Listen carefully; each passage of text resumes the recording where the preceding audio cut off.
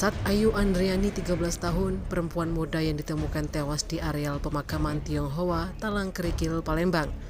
Kini telah dilakukan visum di RS Bayangkara Muhammad Hasan, Palembang.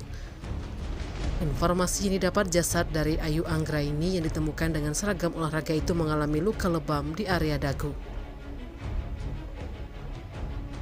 Orang tua korban, Udin 40 tahun dan Winarti 39 tahun, yang tinggal di Jalan Sirnaraga, Kelurahan Pipareja, Kelurahan Kemuning itu, telah melaporkan peristiwa menimpa anaknya ke petugas SPKT Polrestabes Palembang.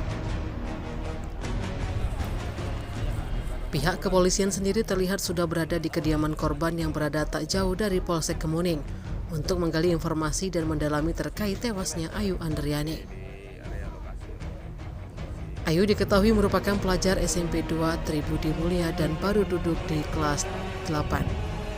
Sebelumnya Winarti, ibu korban, mengaku masih sempat bertemu dengan anaknya beberapa jam sebelum ditemukan menemui ajal.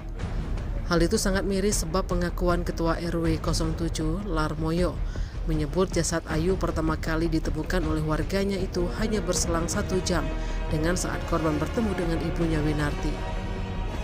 Terpisah, pihak kepolisian juga hingga kini masih melakukan penyelidikan mendalam terkait misteri tewasnya pelajar SMP itu.